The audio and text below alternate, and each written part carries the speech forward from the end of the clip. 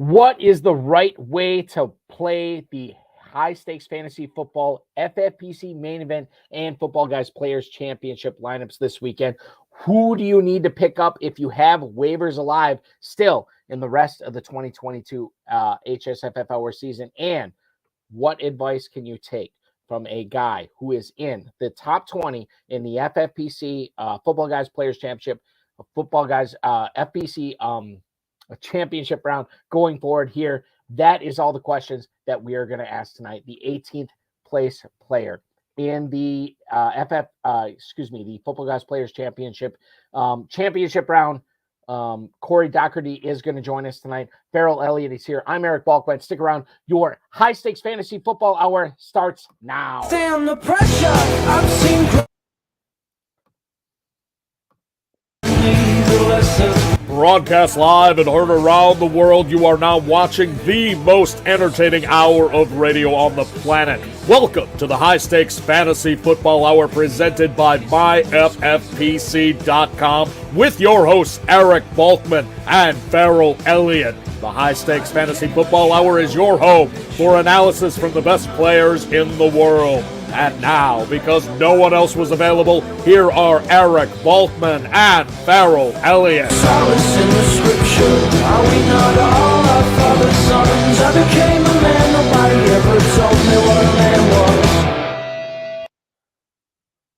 Welcome in to the High Stakes Fantasy Football Hour for Friday, December 16th, 2022. I am your host, Eric Balkman from the High Stakes Fantasy Football Hour, which you're watching right now, the RotoViz High Stakes Lowdown, which you watched on Tuesday, and of course, the High Stakes Fantasy Football Show on the Better Sports Network, which aired Wednesday with myself and Mike Shope on the Better Sports Network, as well as Facebook, Twitter, and Twitch, as well as YouTube. Hopefully you caught that. If not, hopefully we'll give you enough advice to get you primed for a $500,000 win or a $1 million win, depending upon if you're playing in the Football Guys Players Championship or the FFPC main event going forward. I want to remind you to play the FFPC weekly challenge. There's no draft, no salary cap in that. Just choose 10 players. If you're playing with the slim format with no kickers and defenses, choose 12 players. If you're playing, you're playing with kickers and defenses, choose 12 players by Sunday's kickoff. If you want to play without the kickers and defenses, the slim format, you only have to pick 10 players. Just choose them by Sunday's kickoff. We have Saturday football this week, which is eligible for the FFPC weekly challenge. Only one player per NFL team, $35 to enter, $200 to enter, 30-team contest, 100-team contest, or if you want to play in the 10-team contest, just beat the other 9 players that you have going against you. And if you do that, you will get a free entry into the 2023 FFPC main event. You can play for $1 million in that contest, and with just the cost of $200, and you just got to beat out 9 other players. That is going on right now at myffpc.com. If you want to play for a $500,000 grand prize or a $100,000 grand prize in the FFPC playoff challenge or the Football Guys playoff challenge, which is going on right now, we opened up registration for that, I would say about 2 weeks ago, roughly. You can join that right now. $35 to win 100 grand. $200 to win 500 grand. That's all at myffpc.com. In case you missed it, the RotoViz High Stakes Lowdown on Tuesday night at 10/9 Central. We had the FFPC main event 12th place overall finisher Jerry Kaforski on that program.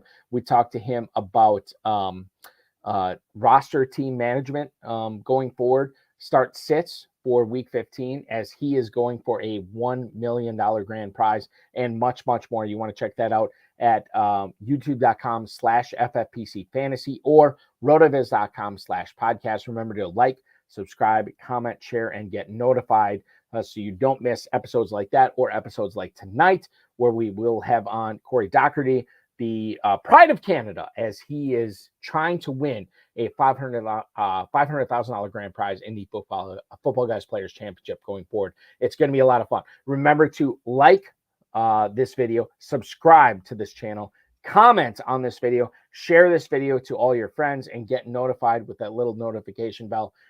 The more we do that, the better the content gets, the more videos we can put out. You probably saw the FFPC Week 15 preview with Aiden LaCorey and Dave Serpoli.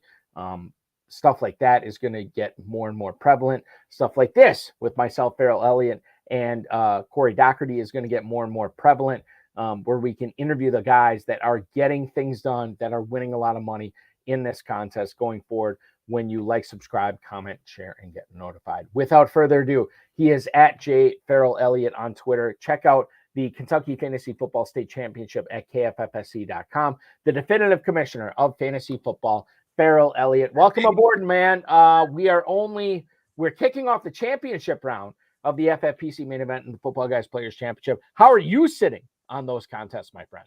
Oh, I'm in one, and I got a chance. And if Ramondre Stevenson will stay healthy, I'll have a better chance. And if a certain young tight end from Tennessee continues his touchdown making ways, I'll have even a better chance. So yeah, I'm very happy about where we are. I'm very happy in the Kentucky Fantasy Football State Championship, where we have 3 weeks to go, that you, Balky, have teams that are in the hunt, that good friend Jeff Joaquin was leading.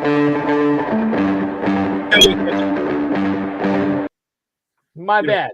Keep going. It's okay, because when you mention Jeff Joaquin, and it's very important to note to everyone that Jeff Joaquin, a noted musician before he got in the music side of the business, business side of music, but nevertheless, his band Gray Factor from 1979 is re-releasing their full volume of records and music this year. So when you see Jeff at the draft next year, you can talk to him about Gray Factor, something that he'll never bring up. The lead singer of what it's an interesting genre, and I'll let him tell you more about it. But Gray Factor records are available, and Jeff Joaquin leading the KFFSC and with the team in the championship as well of the FFPC. So hey, we spent 10 minutes talking about him and how great Dave Turp is and all that kind of stuff. I think we should talk about the fact that last week we were asked some challenging questions, and we got some stuff right. Not only were we right about Brock Purdy once, we've now been right about him twice. He went in Seattle, and he played like a stud. And we were asked about Homer. Would you play Homer? Would you play? We said Homer really doesn't have the goods to be a full-time running back, and the dreadful fumble that he had last night is perhaps evident of him trying to take a bigger role and not being able to deliver. There sure is a lot of great football in it, Balky. It is, and I think one of the things I have been asked about within the last 48 hours, Farrell, and this is not pertaining to 2022 fantasy so much, but what's your best estimation if Brock Purdy continues this ascent, right? If he continues to do what he's been doing so well, if he continues to lead this team, not only through the rest of the regular season, but through the playoffs, maybe he even gets to the NFC Championship game. Maybe he gets the Niners to the Super Bowl this year. What do the Niners do next year? Is it Trey Lance's team or is it Brock Purdy's team? Your thoughts? That's a very good question. Yeah, if it's not broke, you're not going to fix it, and if it's you're not going to shoot the horse that won the race. So Trey Lance will become a very interesting side note, and this is why you have 7 rounds of the draft. And you know what? They drafted him, and Mr. Irrelevant, he's the last pick, but he was relevant to them because they wanted to make sure they got him. If they had waited, the agent, the player, there's no way they sign in San Francisco and jump into that situation. So they've had an idea about what this player could bring, and I'm sure everyone in the 49ers organization busy patting themselves on the back for what they did in the draft. And this player's going to hit a roadblock. He's going to have some hiccups. It's not going to be perfect, but it's been about as good as anyone could hope so far. It's one of those things where I just think it's weird to think about, like, if Brock Purdy leads this team to the Super Bowl, you're still rolling with Trey Lance next year. And then I think about it like, well, what happens if New England would have gone back to Drew Bledsoe instead of Tom Brady? And stuff like that, because obviously the fortunes not only of the Patriots have changed, but the rest of the NFL has changed going forward. And I think that weighs heavy on Kyle Shanahan, John Lynch, and the rest of the Niners brass going forward. I don't think Jimmy Garoppolo fares into their plans, there's a lot of stuff to learn about Brock Purdy. I think as a lot of defenses will be watching a lot of Purdy film at Iowa State going forward for the remainder of the season to try to figure him out. But right now he's running at hot. And I think for FFPC players, you got to understand, and I don't think I'm stealing any of the thunder from the stuff I had prepared for tonight, but whether you have Kittle, whether you have Ayuk, whether you have McCaffrey, so on and so forth, I don't think it drastically changes whether it's Garoppolo, whether it's Lance, whether it's Purdy going forward, because I think it is such a system that Kyle Shanahan has set up there that I think Purdy can still get it done. He's mentally, it seems like he's in a good place. Mm-hmm. Athletically, he does enough to get the team moving forward down the field, moving the chains. And at that point, you're starting Kittle, you're starting McCaffrey. Ayuk, I know, was a letdown last night, but I'm going to go out on a limb and say I think Ayuk could still play going forward, especially without the presence of Deebo Samuel. I think the Niners are a fascinating situation. We only scraped the surface on Brock Purdy. We will see what happens going forward. I want to move things forward with Fantasy Flash and move it to New York, back East Coast. Zach Wilson is going to get the start this week, Farrell, against, the Lions. Adam Schefter reporting this on Twitter early. Now, Zach Wilson, over the course of this week, has taken the majority of the first team snaps. Mike White has already admitted to the media he does have a fractured rib. Zach Wilson was struggling with the yips, according to Robert Saleh, the head coach for the New York Jets. Now, I think the big thing with this is you weren't necessarily loving starting Mike White unless you were in a super flex league. The thing that this comes down to is like guys like Garrett Wilson, guys like Elijah Moore, guys like Tyler Conklin, even Zonovan Knight going forward, which we'll get into a little bit further in the show. I guess the big thing I want to understand from you, what are you doing with Garrett Wilson, Farrell? If you own Wilson, knowing that Zach Wilson is getting the start over Mike White, does Wilson become a bench for you in the championship round, or are you still playing him knowing that Wilson has got to be competent enough to get him the football where he can still put up a 15 or 20-point week here in week 15? This is a rare event where I like a player for fantasy that I don't necessarily like as a player on the NFL. You'll hear me from time to time say, is a great player, but you just don't want him for fantasy football. Wilson is just fine for Garrett Wilson and all the other receivers. We go back to a guy that on Halloween weekend, 355 yards against the Patriots. He also threw like 3 picks, but that doesn't matter from our perspective. We want to know if he can get the ball to these receivers. Yes, he can. And look, every quarterback goes through the yips. If Josh Allen throws another one at the foot of a player and complains about it, are we to assume that he's at yips, or is he just going through a bad run? And then the player gets the benefit of basically the worst that could happen. The player has lost focus. He lost focus you talked about Brock Purdy's professionalism. He looks a little bit like a deer in the headlights. He looks a little bit like he's been programmed. He's afraid to get out of the box conversationally. Wilson, in a situation when they ask him, did the offense let the defense down? His one-word answer, no. And I think that's what caused him all the problems in the coaching staff and somewhat loss of respect from the players. But look, he's had 2 weeks to do makeup. He's had 2 weeks to watch the game. Players play better after they watch the game. Start all your Jets. Don't fall for it against the Detroit Lions, a team that really has difficulty defending and where you're going to play a lot of points. Get your guys in there and be happy with Zach Wilson. It won't be as clean as Mike White. Mike White's a player that we love rooting for, and I've been talking all year about why it wasn't White, why he doesn't get a chance. But, it's Wilson this week. Play your Jets. Let me ask you this, Farrell, because I answered this question on Twitter probably about 3 hours or so ago. I had a question. Garrett Wilson, who is going up against the Lions, obviously at home this week, should be, I think the total net is like 45, 46. He had a choice between him or Christian Kirk, who is going to be at home against the Dallas Cowboys defense this week. I advised him on Kirk because of Zach Wilson starting. I like Trevor Lawrence better, who I know is listed as questionable. I think he goes this week. I said Kirk over Wilson. How would you rate this? It's hard to put Kirk on the bench. Wilson? We've had a hard time getting to the fact that we really believed in Kirk. You remember the $74 million contract, and we said, I don't know, we got to follow the money. Yes, Kirk has had up and down moments, but so have all the receivers from the Jets. There's talent at both these teams at the position, but you have to like Kirk, you have to like Wilson. As number one guys in their respective teams, but Kirk, we're going to give the edge to him. You are saying Kirk. I am saying Kirk. Hudson Kern-Reed is chiming in on Christian Kirk as well. Well, yeah, he's a sharp guy. He's a sharp guy, obviously. The definitive fantasy football player from the Ivy League. You've got everything. You need to get your beard back tonight. You need a drink and you need to get your beard back. But you guys, you're so. It's growing. Did you notice I'm in a festive red holiday turtleneck? Hallelujah! Yeah, that looks good on you, my friend. Had a haircut, lost 8 pounds. Is your hair that thick?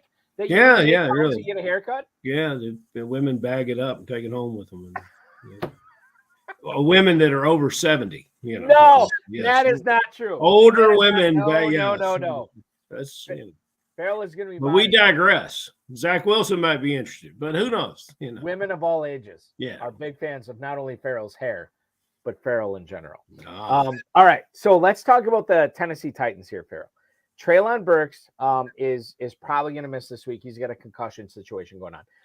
Chig Okonkwo is a guy who caught all 6 of his passes this past week. He's told everybody to blame. Right. He's been rising.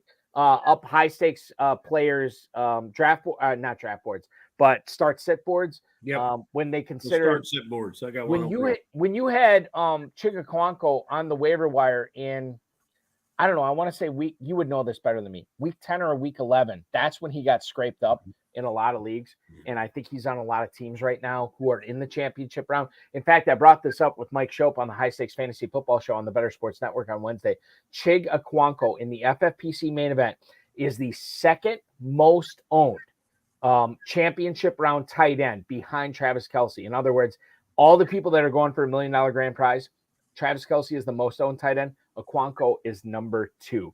This is a guy that I think at this point in the season, when you are looking for any help, anything you can get at tight end, Okonkwo makes a lot of sense. And I think Okonkwo has to be in week 15 lineups this week. Okonkwo for the Tennessee Titans, is at Los Angeles going up against the Chargers, not a vaunted defense. If you are down in the main event championship leaderboard, if you are down in the FPC championship leaderboard, this is a way you can make up a lot of ground. I love Okonkwo this week, Farrell. Yeah, beloved playing partner of mine, Trevor Holt, and I picked him up and we paired him with Kelce. And as owners prepare to get into the dynasty drafts the spring, especially the new ones, this is the type of tight end that you should look at. And if you have been forward thinking, this is the type of tight end that we're going to see do well in the NFL.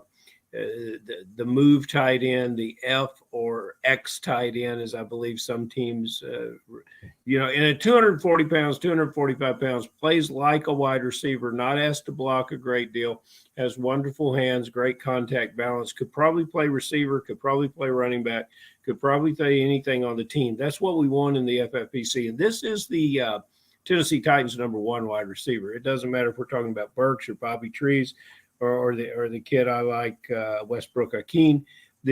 All of them take a back seat to this player because he's being defended by linebackers and he runs past them all day. This is fantastic situation for any fantasy team that has rostered him. And if you have him rostered and leave him on your bench, shame on you. Exactly. We have Corey Docherty, the pride of Canada, gnashing on some poutine in the green room because he is the pride of Canada. We got some cheese curds, some gravy, some lovely bacon, all simmering for him right from back Montreal? there. I think he is from the Ontario province. I could be wrong on that, but we will talk with him about that shortly. Before we get to him, Jeff Wilson, questionable for the game tomorrow night, Farrell, against the Buffalo Bills, which has reportedly going to be played in a lot of snow. Could be as much as 430 feet of snow in Orchard Park. I don't know what's going to happen with that, but anything's possible. He had a limited session yesterday, limited again today.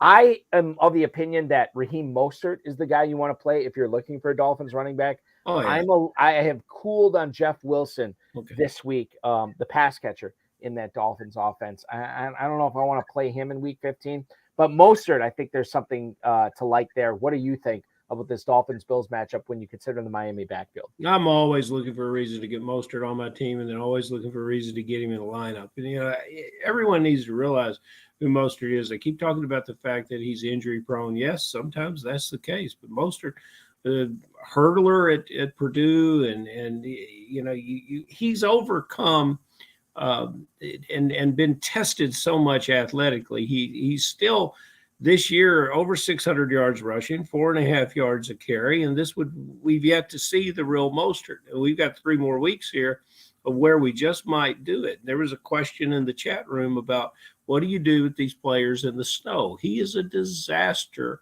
for defenders in the snow. And, we have a guy in Canada coming on, he probably wants to laugh about when we start talking about snow. But snow is a problem in football when it is accumulating and when it is mixed with wind. If it's just snowing, there's not much ice in it, you're going to be okay. But for fantasy football purposes, what you don't really want to do is play a defense in the snow. Offense knows where it's going. Defense has to move. The kind of player that you're dealing with, good pass pattern runners for both these teams. Look, you want to try to defend Tyreek Hill, try to defend him when you're moving on a slippery surface. He knows where he's going and you don't. It's a nightmare. And as long as the ball can be gripped and caught, as long as the receivers aren't dealing with too much precipitation in their face, they're going to be all right. Don't get all worried about the snow. It's not an issue. Now, if it's blowing, sideways into your face, and then that's a whole other thing. That is a whole other thing, for sure. I got a text message today, or not a text message, but a DM on Twitter about benching Tyreek Hill this week, and because of the snow. And I said, look, man, I have Tyreek Hill in a decent amount of leagues. I am not benching him in any of them. As you just articulated, Farrell, the offensive player knows where he's going. The defensive player does not. This is a massive boon for players like Jalen Waddle and especially Tyreek Hill. I know the total in this game is only 43.5. Okay, I get it. Like, this is probably not going to be a massive, 10 catch for 240 yards and 3 touchdown performance from Tyreek Hill. You don't always necessarily need that, especially in the championship round of the Football Guys Player Championship or the FFPC main event. You get a good week out of Tyreek Hill, you're going to be happy. I think you're going to get a good week out of him this week. I'll talk more about snow. One more thing. If you're at the game and you look and you see players that are huddling around the heaters, you see players that normally don't wear sleeves, but they're packed into sleeves. The idea from the player standpoint is don't change anything about what you do. If you're a Dolphins player and you don't wear sleeves, don't go out in this game in sleeves. Don't stay on the sideline and watch the game. Don't be over by the heater. Stay engaged with the game. I've been to our friend joining us from Canada. I've been to 2 Grey Cups, almost froze to death in Saskatchewan. It's because I wasn't playing and wasn't moving. These guys stay engaged in the game, they're going to be fine. Stay engaged mentally, and it'll work out just well. It'd be interesting to see the Dolphins players, how they come out for warm-ups, what they wear, what they look like in the uniform. If you see Tyreek Hill show up, he doesn't have sleeves on, that's a good sign. It's a good sign, for sure. And remember, these Dolphins guys, they've been playing in Florida at home. They've been playing in Los Angeles on the road. Now they get to Orchard Park, which if there's a good week to go to Orchard Park this season, it'd be this week. It makes great things to read. It's great to read about, and it's great back and forth. It is going to be great back and forth. I cannot wait for that game tomorrow between the Bills and the Dolphins, almost as much as I cannot wait for our next guest, which is coming on right now. He's been playing fantasy football for roughly a dozen years. His home team is a 12-team half-point PPR two-keeper auction draft. Fairly competitive, not as competitive as the Football Guys Players Championship. He started playing in the FFPC this past year and really enjoyed the high-stakes leagues, including the Football Guys Players Championship, and then obviously this year with the main event. Right now, he sits going into the championship round 18th overall in the Football Guys Players Championship. Once again, the pride of Canada, which I think is a legion now of about 12, 15, maybe 20 players on this show. Very fickle. You've got a lot of prides of Canada. He's the newest. He's the newest pride of Canada, ladies and gentlemen. Welcome him on right now at Corey Docs _. He is Corey Docherty. Welcome into the program tonight, Corey. Congratulations on your success. This is your second year playing in the FFPC. You got to be loving life right now, man. Yeah, it's good. Can you guys hear me okay, by the way? You're coming through perfect. Good, okay, yeah.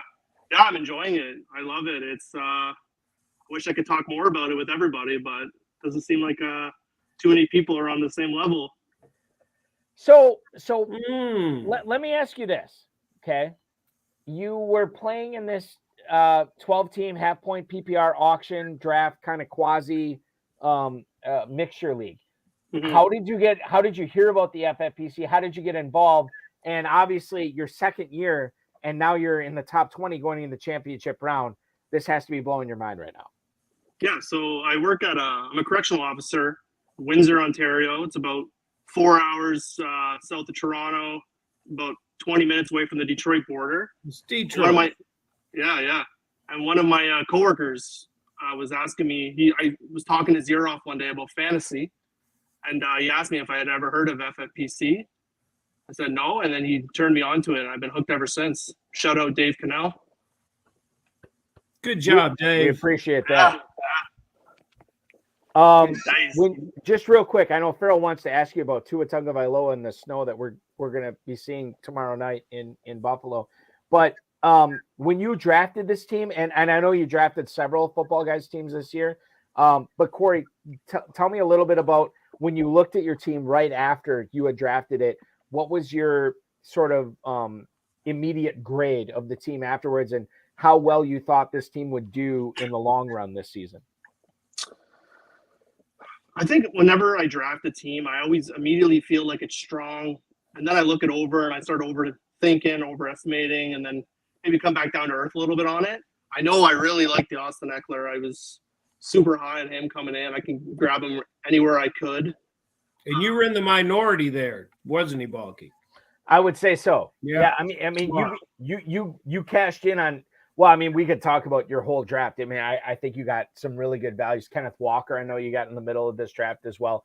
But Eckler, and I'll tell you this, Farrell, too. Well, Farrell and Corey, I was in a Better Sports Network draft on Wednesday night, and for 2023, first overall pick was not me, but the first overall pick in that draft was Austin Eckler. And this is a guy that I think, as we look forward to the Football Guys Players Championship, the FFPC main event next year, this is a guy that we have to look at seriously at the 101. And you didn't invest the 101 on this, Corey. You got him later on in the draft, and he's been paying dividends for you big time.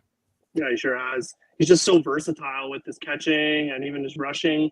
I love the Chargers offense. I grabbed any piece of them I could in most of my drafts this year. And I do like them going forward. And even just for the, not even fantasy, but for the Chargers alone, I like them in the playoffs this year a lot. When they're healthy, they're great. I want to get to Tua real quick. I'm glad to know that you're in Windsor. Question: did you attend the draft at Planet Hollywood, or did you play online? No, it was online. Okay, you must make your plans to attend the draft in Planet Hollywood. And I heard that I've been to Planet Hollywood before, but yeah. Well, let me tell you, if the FFPC is not drafting there, don't go there. We have other things to talk about. But when the FFPC is there, that's when you need to be there. When the KFFSC, Windsor, which is Detroit, which is just north of Kentucky. We call that Northern Kentucky down here. So you can come down here and play in the KFFSC. But what he said, Balky, was he wishes he could be with more people to talk about fantasy football that's played on this level. That's what we got to do. We got to get you to Planet Hollywood where you can hang out with some of these guys in the chat room. We got to get you to Kentucky. When you come to Kentucky, I'll introduce you to Danny Mueller and a guy named Jay Reed, and they will take you down a a wormhole of fantasy football that you may not get out of. But until then, let's talk about Tua. Hold on. Let me just say this. It's a wormhole you may not get out of, but it could be a very profitable. It could be. Yeah. You walk around with those and it's got, like, gold is falling out of their pocket, and you pick it up and they don't want it back. You just put it in yours and keep going. The Tua. You heard what we said about the cold weather in Buffalo. It's not to repeat ourselves. Now, here's the guy that perhaps could have some challenges. It has a lot to do about history of play. It has a lot to do about hand size and how he grips the ball. I think if Tua is your quarterback, you're in on Tua through all elements, rain, sleet, snow. Your thoughts on Tua? I wish I could say I'm the biggest Tua guy, but you're not. I watching him, and I think he's in a good situation there in Miami. I think Tyreek and Jalen, they're what are you going to do with him this weekend?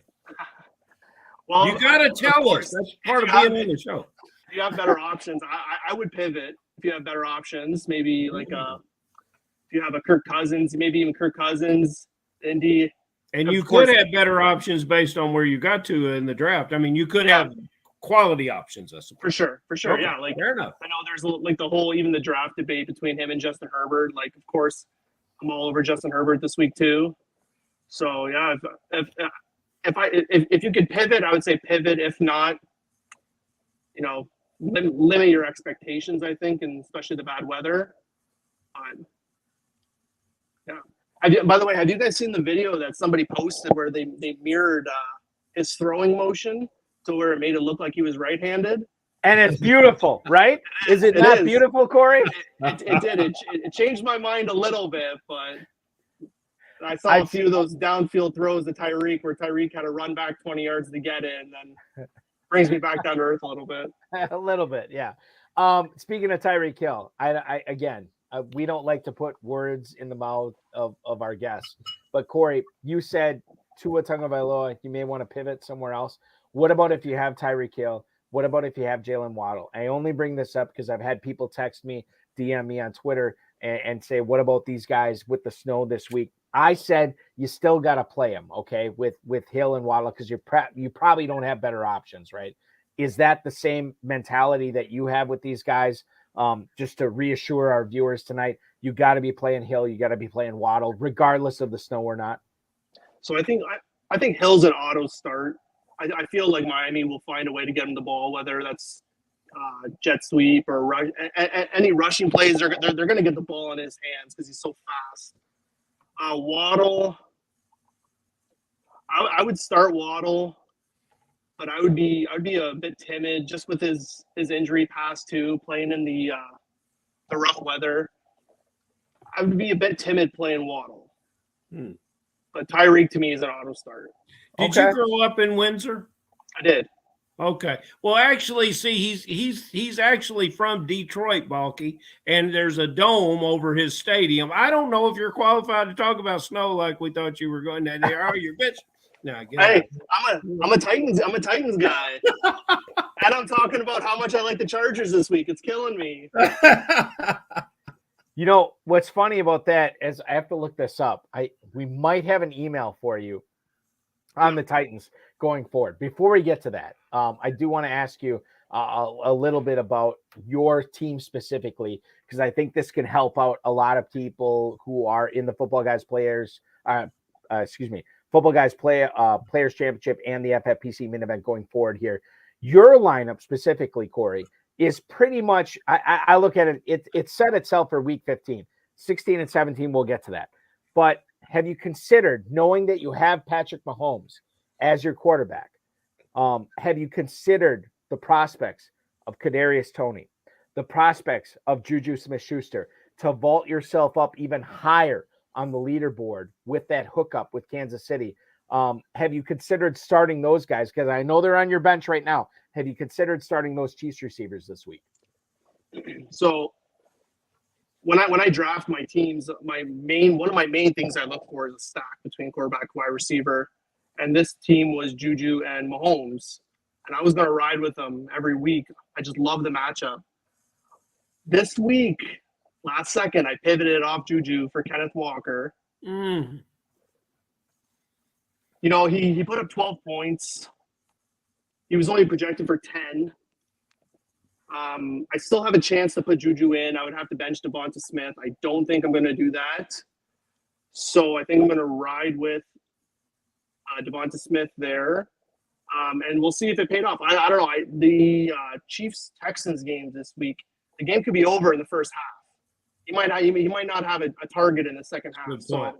Very if good they, point. you know, if Jerick McKinnon and Pacheco and Kelsey go off for, 2 touchdowns in the first half, he might not even see the field in the second half. So I was just There's a trying lot to of young guys in that receiver core that are getting some time that they're going to get a shot to. Yeah, I like Sky Moore this week for sure. I like Sky Moore to maybe get a touchdown. But Juju, just with to me, it's a 1/2 game, and I just didn't want to take the chance.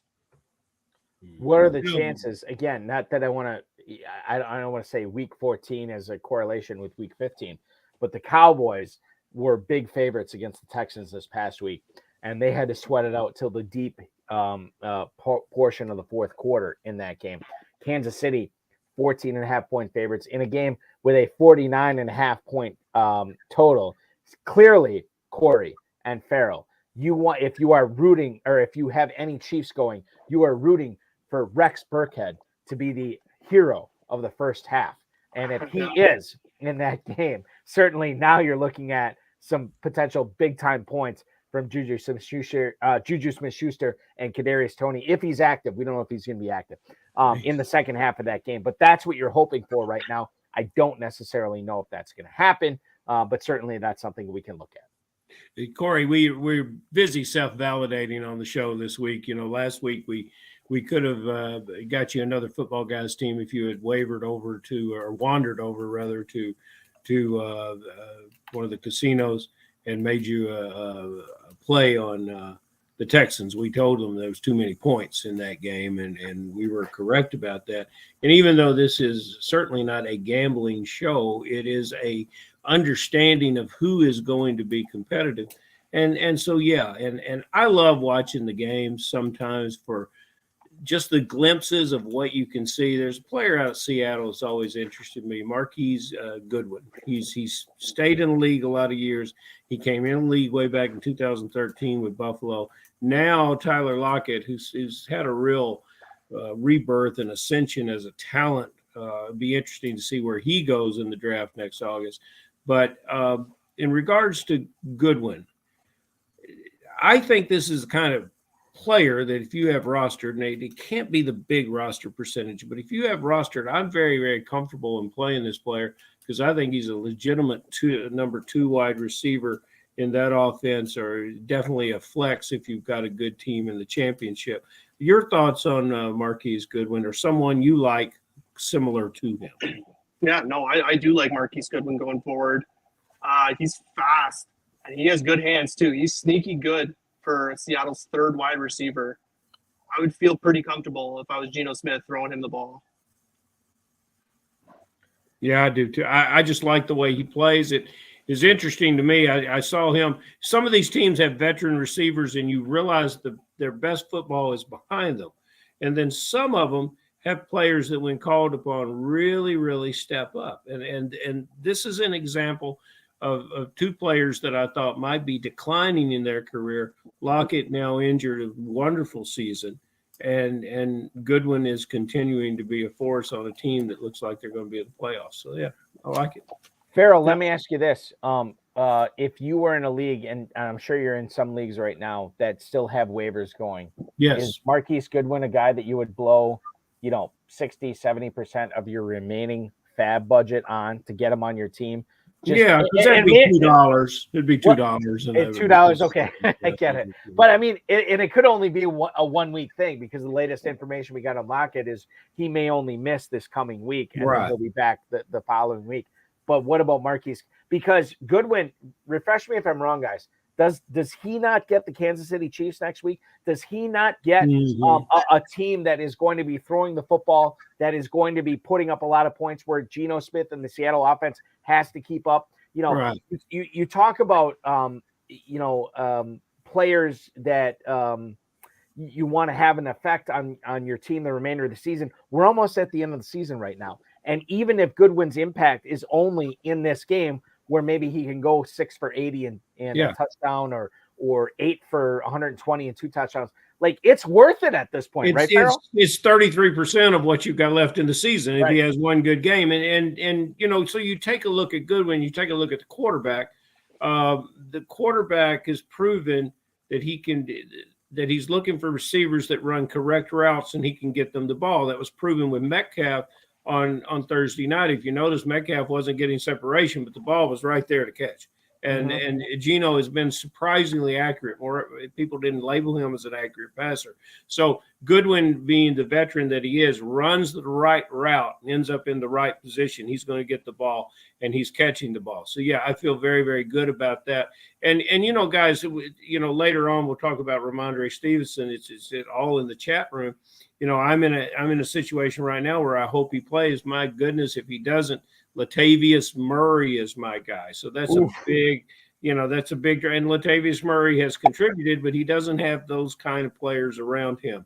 If you're going to look at a guy that has a chance for a big 1 week game, look at a guy that's got contributing players around him. So that's what I'm looking for. You know, okay, so let's talk about Murray for a second, in a very brief second, because I have him going in a KFFSC league, Farrell, where I'm trying to win the 12-team league, and I need a good performance from him, and I'm not feeling great about it. But let's open it up to people who are looking at the $500,000 grand prize, the $1 million grand prize in the FFPC main event. When we talk about the Patriots backfield, Ramondre Stevenson has been a huge get for them this season. He is officially questionable going forward against the Las Vegas Raiders this week. That was the latest update we got roughly 5.5 hours or so ago.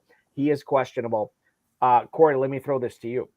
What's your feeling on Damian Harris if Ramondre Stevenson is inactive? And the caveat on this is the Patriots don't play till, I believe it's a 4:00 game on Sunday, which means that you're going to have all those 1:00 games behind you when you have to make the decision. And you're going to have 3 games on Saturday behind you as well if you have to make the Ramondre Stevenson decision. What are your thoughts on Damian Harris this week against the Raiders, if that's what it comes to? So I like Damian Harris. This week, I would stay away. You know, Bill Belichick, you never know who his guy is.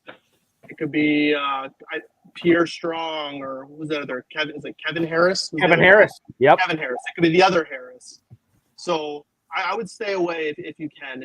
Going forward, if Ramondre is out for multiple weeks, and then you see another game from Damian Harris where he comes out and he's running the ball good, then I would go to him. But I would definitely need a week to see it first with him.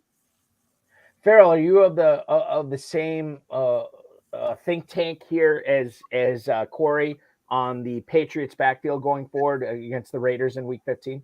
You know, to a degree. However, I'm not as wealthy at the position, so you know, I would be probably playing all those guys and hoping for the best, hoping for that kind of situation that comes out. And I can't think of a guy better positioned. You know, Balky certainly didn't know this because we had you coming on from Saskatchewan, pride of Canada that you are. And now we've learned that you are actually from Windsor/Detroit. And we also learned that you're a Tennessee Titan fan. And but most importantly, you're geographically positioned to talk to us about Jameson Williams. And your next chance to draft Jameson Williams will be at the Kentucky Fantasy Football Super Bowl party and draft, which I will be inviting you. And, you know, I've got a trip down to Nashville. So, you know, I've been looking for someone that I could get a Derrick Henry autograph on this football. And look at that. When you come here, I don't know if I'll see Derek, but I will see somebody, I'm going there on a Tuesday, so it's on an off day. So who's ever in the training room, we'll get a Corey Knox Titan to come. That's what we'll do, Corey Knox. Now, okay, so let me ask you this. Talk to us about Jameson Williams. What's the vibe up there for this player? Will he continue to be a contributor? We know big things for him next year. We know huge things for him next year. Do you feel against the New York Jets this weekend and other teams going forward that this is a player that you could somehow get in your lineup? And if you've got him in best ball, you couldn't do anything about it, but just wait it out. Now you got a chance to shine. Yeah, Jameson Williams, like he looked good that first game. He only had 2 targets. He had the one broken play that he sprung for the touchdown, which was nice. But the Lions fans are excited for him, and I work with a lot of them. I know a lot of them. They are excited for this offense next year, and I don't blame them one bit. As of this week against the Jets, they got a lot of mouths to feed there right now. I feel like Gardner's going to be all over St. Brown, so I would look more for like DJ Chark. If you could pivot to DJ Chark or even Josh Reynolds maybe, but it is tempting. It is tempting with Jameson Williams for sure. He's explosive, so all it takes is one play for him, and you can turn your whole week around.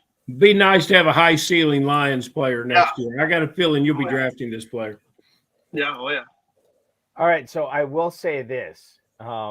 Take it for what you will, guys. But last night, in honor of the Seahawks 49ers game, I just wanted to chill out, watch a little football, have some good food. Got some takeout from Buffalo Wild Wings, which is literally right across the street from my house last night. Got one of their boneless wing specials, and one of the sauces I chose was the Sauce Gardner sauce. And I'll tell you this right now, it was delicious. Now, whether that means he's going to shut everything down against the Lions in Week 15, I don't know. But I'll tell you what, whatever this guy concocted with Buffalo Wild Wings, he's got a taste for it, and he's got a taste for defending the football too. So I love the sauce, and that's why I'm staying away from Detroit Lions going forward. My apologies to the commish Bryce, who is a massive Lions fan who is hoping for a win against the Jets this week. All right, let me ask you this. And we're talking with Corey Docherty, the pride of Canada, and 18th place in the Football Guys Players Championship, entering the championship round of the FPC as he's chasing a $500,000 grand prize. This is something that people have been battling with, Corey, over the last, I want to say like 3 or 4 weeks. Rachaad White versus Leonard Fournette in that backfield in Tampa. It certainly seems to me that White is getting the good touches with all those catches that he is getting in Tampa, but Leonard Fournette still making his presence felt. They are at home this week against a pretty good Cincinnati defense. They are getting 3.5 points, a total right in the middle of 40 and 50, 44.5 right now. What do you do if you have Rachaad White? What do you do if you have Leonard Fournette? Quite frankly, what do you do if you have both of them? What are you doing in Week 15 as far as your lineups go, Corey? So once again, yeah, to me, it's a situation. If you could sit both of them, if you have better options, play them. Which I highly doubt you have 2 better options than that. But if I'm going one, I'm going Lenny. Oh, I'll tell you why. I know it. I love Rachaad White. I think next year he's going to be great. But this game could potentially be like the Houston-Kansas City game. It could be over in the first half. And who does Tom like to throw to on the dump offs? Leonard Fournette. And I can see him getting 8 catches, 70 yards, and a touchdown just through the air. I wouldn't be shocked one bit if I saw that. So if I had to go one, I would go Fournette. I'm not confident in either, but if I'm going one, I'm going Fournette. All right. Again, Farrell, hold on 1 second. Corey, like I say, I don't want to put words in our guests' mouths.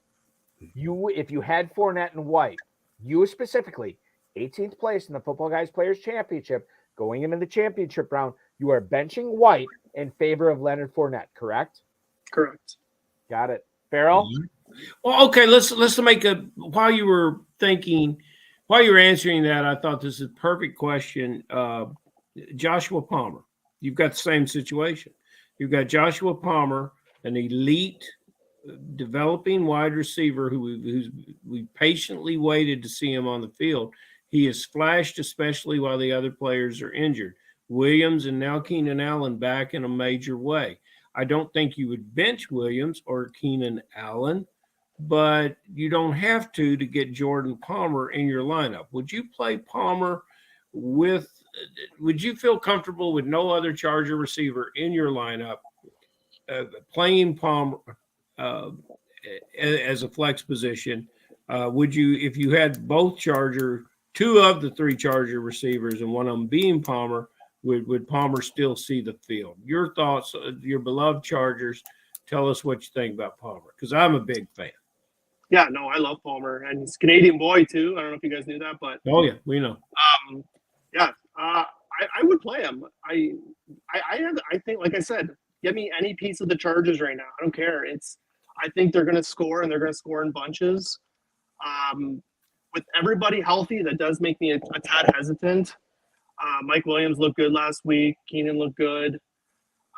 But still, I like his skill set, and if depending on who I have on my bench, but if my team, if he seems like a good go, I would feel confident giving him a go. Corey, Justin Herbert, Mike Williams, Keenan Allen, Joshua Palmer, Gerald Everett, they're all startable in the championship round for FFPC players, right? Correct.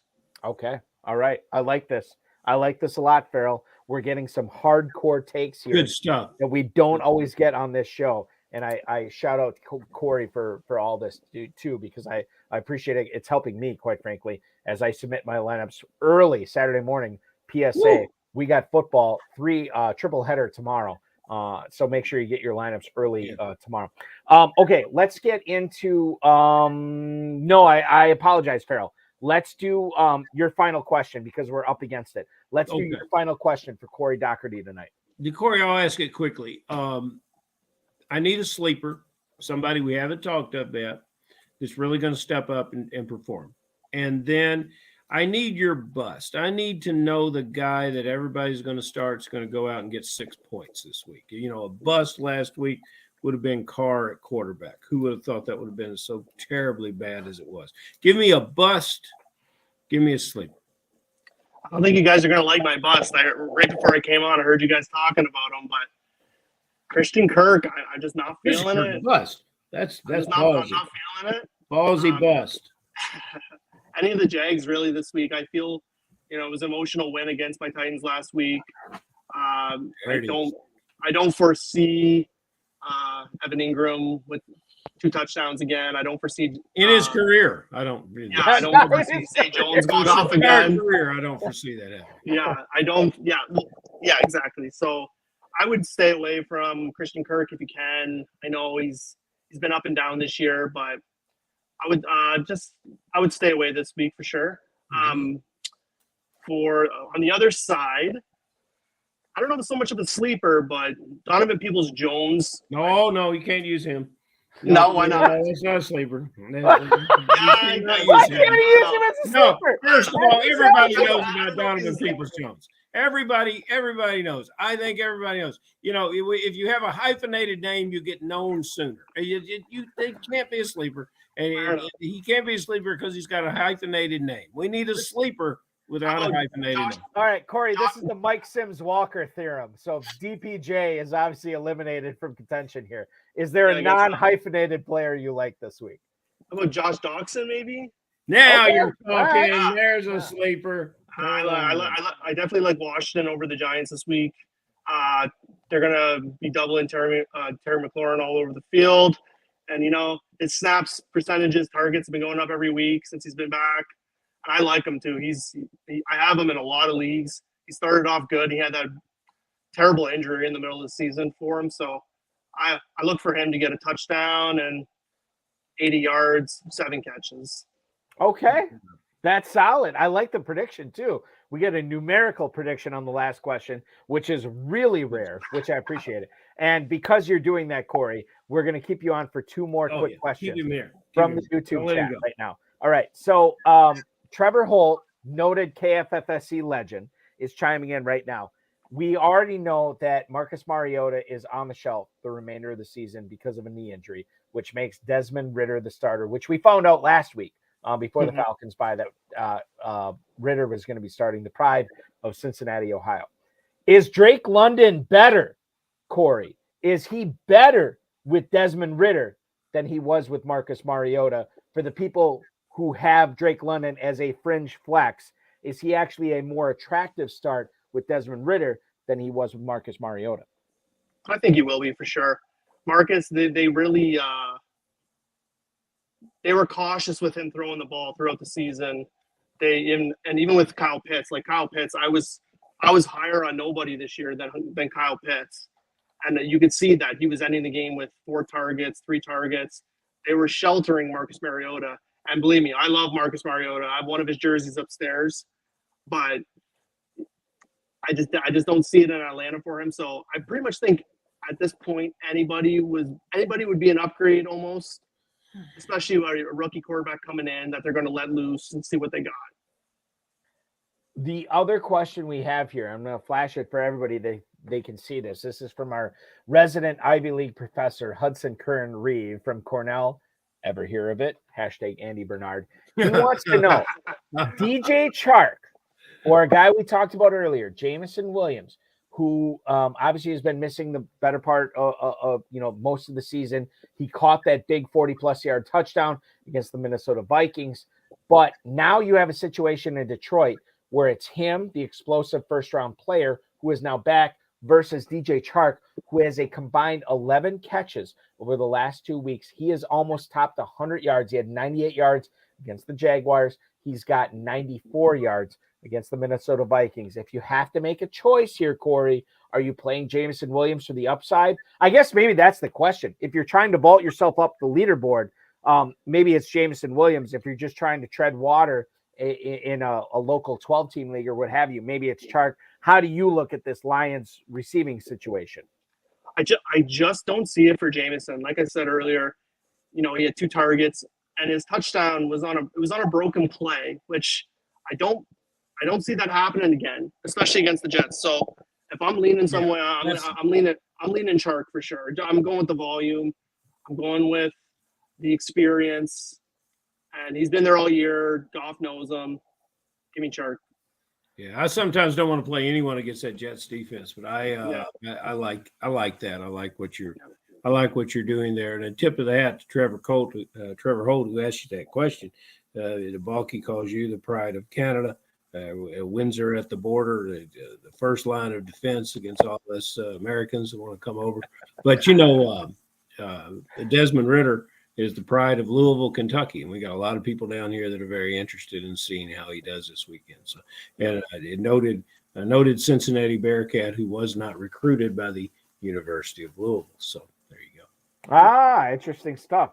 The slighted Desmond Ridder out for blood this week for the Atlanta Falcons. We certainly appreciate a guy who is out for blood in trying to win a $500,000 grand prize in the Football Guys Players Championship. 18th place heading into the championship round.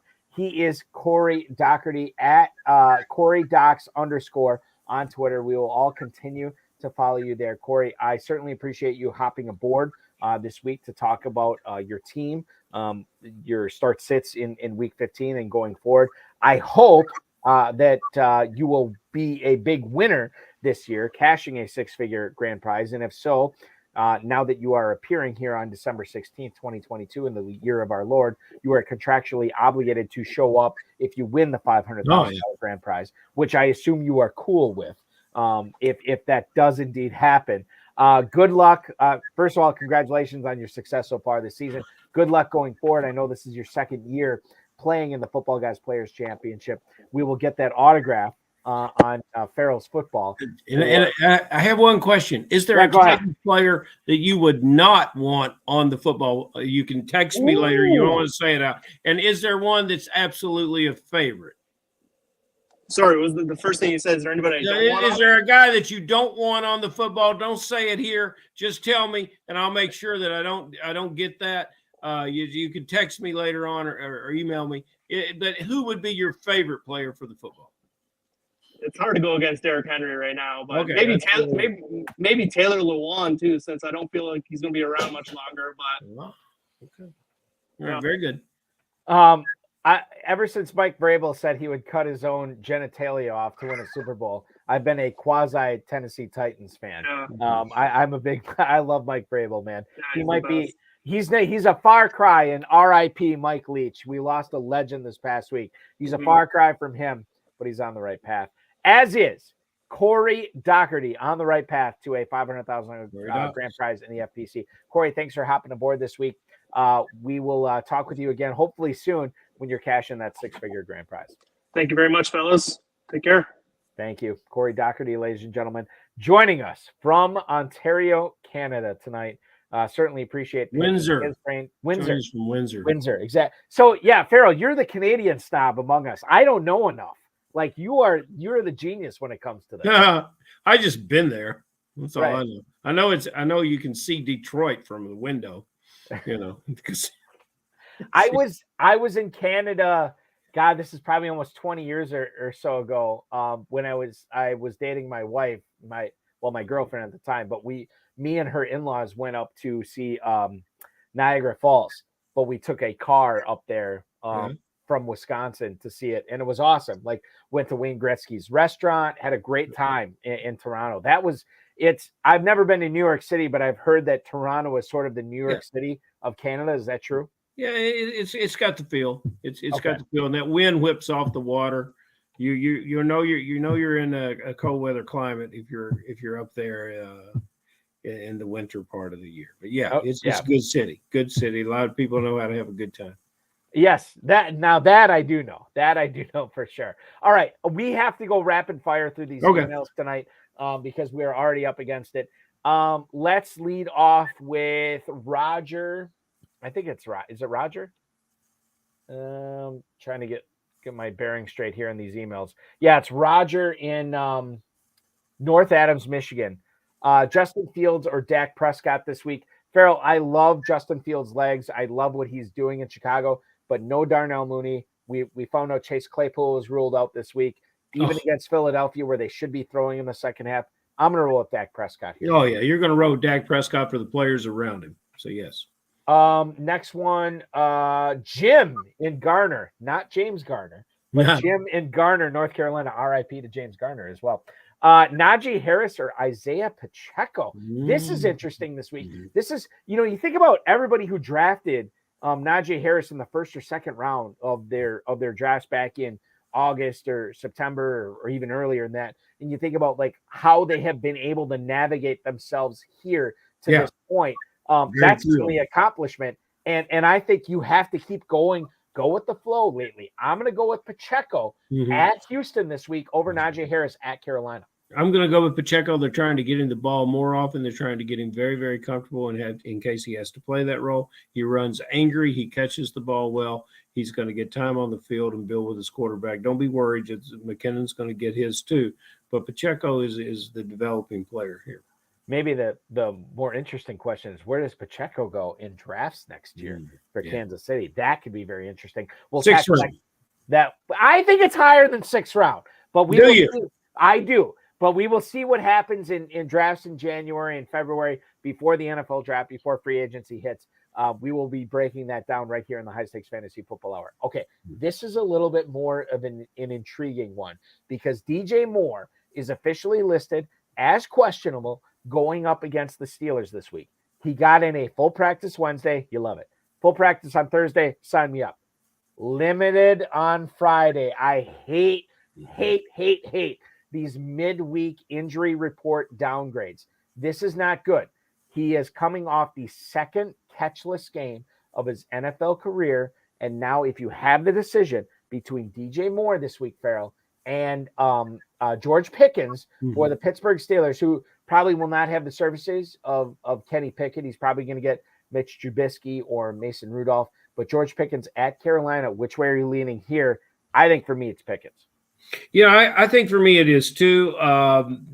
You're not going to feel smart however it works out. You're just going to say, I got two guys that I really don't like their situations, and I've got to get lucky. I've got to flip a coin. And so you can't claim to have made the right choice. You could claim to make a choice that worked out. You can claim to make a choice. That's great. And it's true. Panthers, by the way, -3.5 in a 37.5 point total in That could be high. Pittsburgh Carolina game. That is a 1:00 game. So obviously, if you are really dead set against starting, or if you really want to start DJ Moore, you will have the opportunity to either start him or bench him based on if he is active or not on 11:30 or at 11:30 on Sunday morning. Okay, final one. Yeah, it's a tight end question here, and it is from, beg your pardon here, Ron in Toms River, New Jersey, not at Two-Packer, a different Ron here. He wants to know Tyler Higbee or Dawson Knox. Okay, so Tyler Higbee is going up against the hapless Green Bay Packers defense on Monday Night Football at Lambeau Field. That's who Tyler Higbee is facing. Dawson Knox is going up against the Miami Dolphins at home, which we think is going to be a lot of snow at Orchard Park. Which way are you leaning on this one, Farrell? Assuming tight end premium format scoring, you want to go with Higbee or Knox? What quarterback am I getting in Los Angeles, Balky? I don't think you've mentioned his name during the show. His name is Baker Mayfield. Baker Mayfield. Very good. I'm going to play the wild card and believe that Higbee is a consistent check down player for Baker Mayfield and could have the highest ceiling. I don't like either of these situations. Dawson Knox this year would probably have disappointed me more than Tyler Higbee has. Even in games when the Rams have not had a chance, Higbee has had good games. I like him as a target over guys like Skoranek, even though Skoranek made good catches in the drive against the Raiders. I guess I've answered this question too long. There's reasons to like Higbee. I can find more reasons than I would to like Knox. There is no Cooper Kupp. There is no Allen Robinson. And Tyler Higbee is a guy who absolutely crushed it in the first part of the season. You think about week 1, 5 catches against the Bills, 7 catches in week 2 against the Falcons. He had a 10-catch performance against the Niners, followed it up with a 7-catch performance against the Cowboys. That said, I am rolling not with Tyler Higbee. Dawson Knox is my guy this week in the snow. You think about this, Tyler Higbee, this is a guy that a lot of people, tight end premium formats were counting on, right? Yeah. And the dude, since he got 7 catches for 46 yards against the Cowboys in week 5, Farrell, he has had one game where he had more than 4 catches. That is awful. It is not good. This is the championship round. You don't want to count on players like that. Give me a piece of the Bills offense. Give me Dawson Knox. I know it's snow. I understand it. But he's Dawson Knox. He's in Buffalo. He's used to the snow. He's used to the cold weather. The Miami Dolphins are not. I like Dawson Knox better than Tyler Higbee this week. Go with God and start Knox. Farrell, listen, this was such a treat hanging out with you. Once again on a Friday night in mid-December, the dawn of the championship round, the KFFSC championship is in the thick of it. Remind me again, Jeff Joaquin, our mutual friend, he is leading the KFFSC main event. He's our leader Thursday night, and he dropped a few points. There's some great guys. Chuck Ewell from Louisville. Axeman is up there, our guest from last week. There's a lot of good and recognizable names but Jeff, after Thursday night's game, only dropped down about 10 or 11 points, and he has the full 600-minute complement of his players, one of the only ones in our current top 10 who has that. He's got a good team that he put together. And one thing I can say about drafting Jeff, he doesn't listen to common knowledge and chatter. So he was not afraid to draft Josh Jacobs. He was, he doesn't, he comes in with a plan and sticks to it. I will say this for anybody who is visiting Louisville, whether it's going to be for the big game coming up in February, which you should be going to in Louisville, and taking all the action in at Caesar Southern Indiana and drafting in the KFFSC, the first leagues in the KFFSC going forward. But if you are going to the KFFSC in August next year, you make sure you find Jeff Joaquin, you buy him a drink, and you saddle up next to him and you talk his ear off, because he will tell you the best stories about the music scene in Los Angeles back in the 70s and 80s. I learned so much from him. It was fast. Chad Schroeder and today. Chad Schroeder and I were sitting there on Sunday night, Farrell, as you may or may not be aware, but we sat there like literally like this, like schoolboys, like, tell us more, Jeff. Like, it was so entertaining to hear him tell us all the great stories of what was going on in the music scene for 4+ decades. It was awesome. And you got to drag it out of him, and if you go by the bar, it's a cheap date because he doesn't drink. He's cola's only. Yes, so I mean, it's get a little caffeine in him. He'll start telling those stories. My favorite is about when he worked with and for Debbie Harry, Blondie. Those are some good stories. And the best thing about it is that he's called upon to do it by talented people from time to time, and he does a great job. I think one of the things I realized, we got to get Jeff Jackeen on this show. Yeah, we got to get him on the show. Going forward for sure. And we will have you on this show going forward, including next week.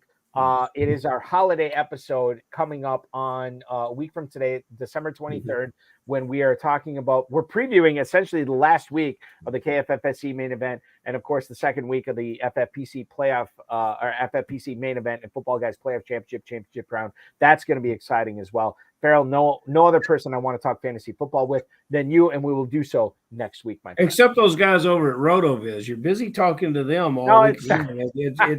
It's really, I've been talking to my agent again. He doesn't even know how to spell RotoViz. It's hard to get on there. But I don't, you just keep the Canadians coming on here. The Canadians are very entertaining people. Yes, they are. The Canadians are I used to say they're underrated. Underrated no more, because now everybody expects greatness. Which we got to get Corey. We got to get Corey down here. We got to work with me on that.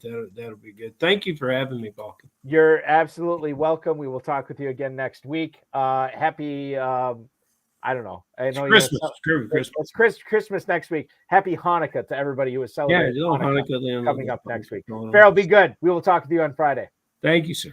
Farrell Elliott, the definitive commissioner of fantasy football at KFFSC.com, at KFFSC official on Twitter, and at J Farrell Elliott on Facebook and Twitter. I want to thank Corey Docherty, Farrell Elliott, the FFPC, Rob, Bryce, and of course, each and every one of you. We are live, as I just alluded to, next Friday at 10/9 Central with another great guest as we get into week 2 of the FFPC main event and Football Guys Players Championship round.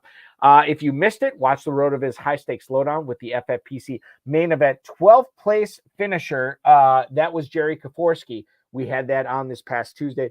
Check that out at youtube.com/FFPC fantasy or rotoviz.com/podcast. The High Stakes Lowdown returns on Tuesday.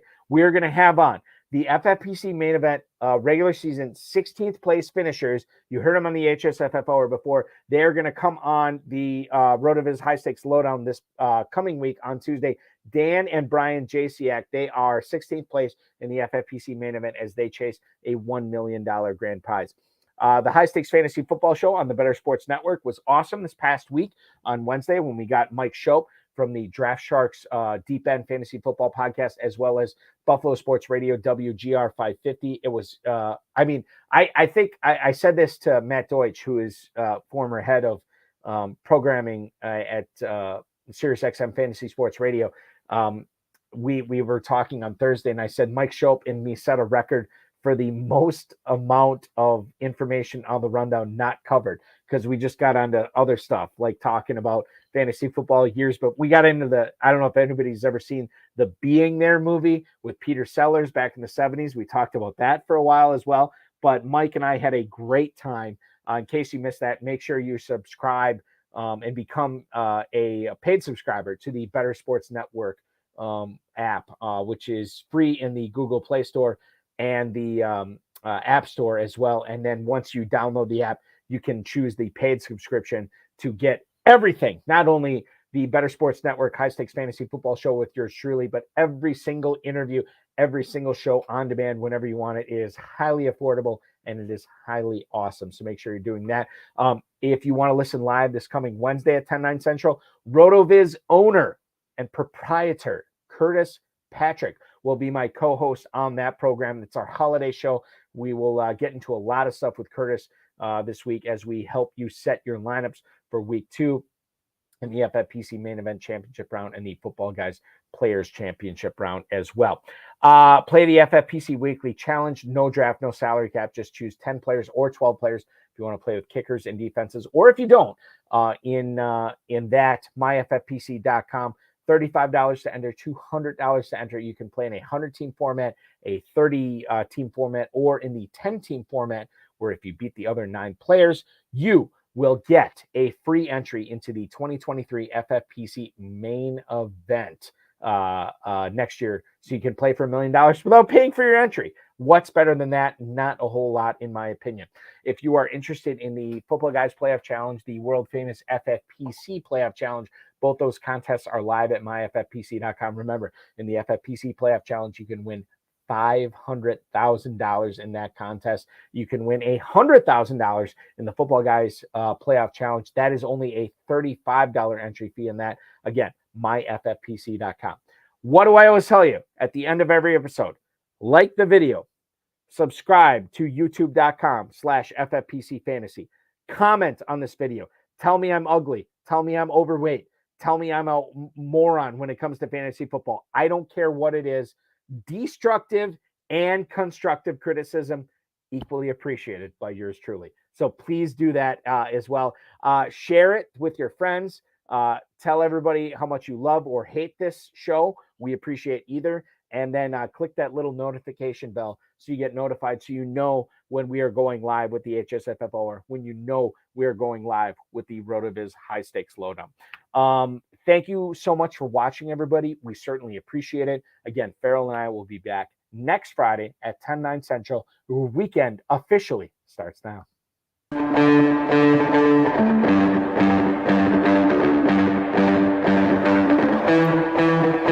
This has been another episode of the High Stakes Fantasy Football Hour presented by myffpc.com. It was broadcast live and was watched around the world. Balky and Farrell will be back next week with more analysis, more interviews, and more advice from guests much smarter than they are. Thanks for watching, and we'll talk with you again next week.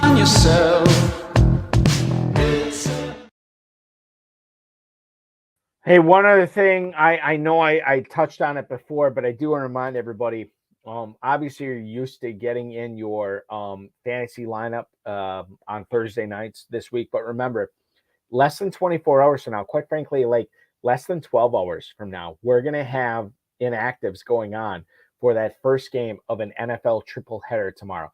You have the Colts and the Vikings kicking off at 1 p.m. Eastern tomorrow. Then at 4:30, you have the Ravens and the Browns in a huge AFC North tilt, and then the nightcap, a huge AFC East showdown. The Tua Tagovailoa led 8-5 Miami Dolphins going to Orchard Park to take on the 10-3 Josh Allen led Buffalo Bills. Okay, so make sure that you're either signing off this video and setting your lineups tonight, or setting your alarm early tomorrow, making sure your lineups are in prior to tomorrow. Can't emphasize that enough. It's championship round. Don't mess things up on a technicality. Get your lineups in. Thank you so much for watching, everybody. We will talk with you on Christmas Eve, a week from today. Thanks, everybody.